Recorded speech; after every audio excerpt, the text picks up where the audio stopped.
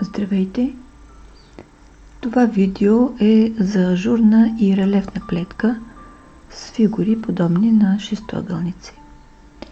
Тази текстура се получава благодарение на свивки, които се правят от опаковата страна и интересен начин за двойно изплитане на наметка, при което се получава това преплитане на бримките.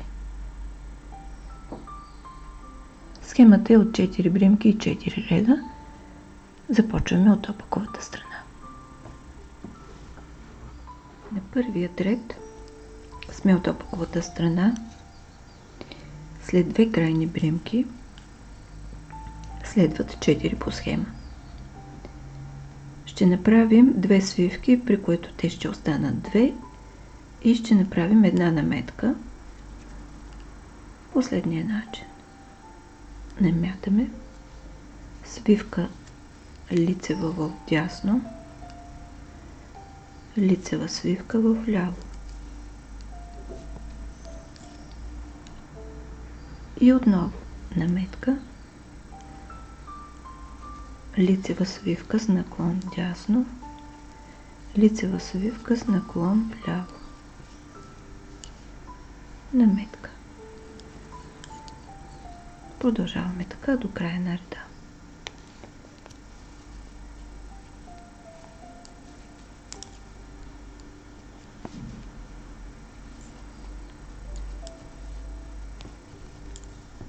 Втори ред от лицевата страна, след 2 крайни бримки, от началото до края на реда плетем само лицево.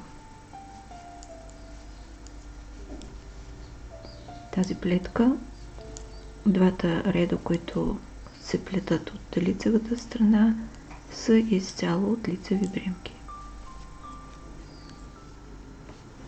Трети ред от опаковата страна. Тук след 2 крайни бримки трябва да възстановим броя, така че от тази наметка да извадим още една бримка.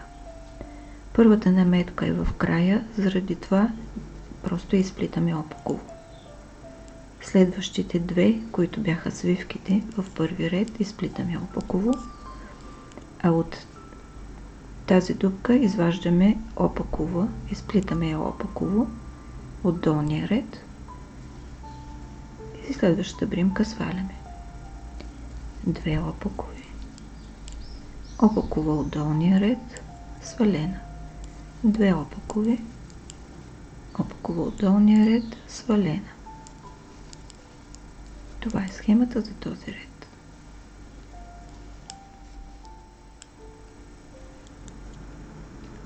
Четвърти последен ред от лицевата страна, всички бримки плетем лицево. Това са 2 бримки, които са от дупката.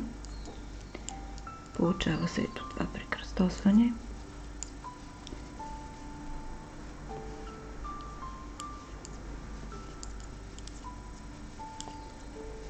От началото до края на реда плетем лицево. Представих ви красива ажурна плетка, която дължи текстурата си на 2 неща.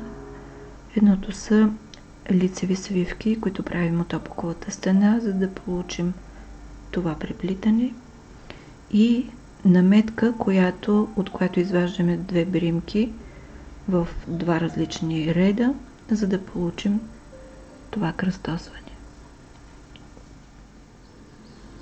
Представих ви една красива ажурна фигурална плетка, подходяща за летни блузи, леки жилетки, наметки и аксесуари. Горещо ви я препоръчвам. Благодаря ви, че бяхме заедно. Ако харесвате това видео, натиснете бутон лайк. Абонирайте се за канала и за известията, за да гледате всички мои видеа. Пожелавам ви вдъхновение, плетете с любов и бъдете щастливи. До скоро!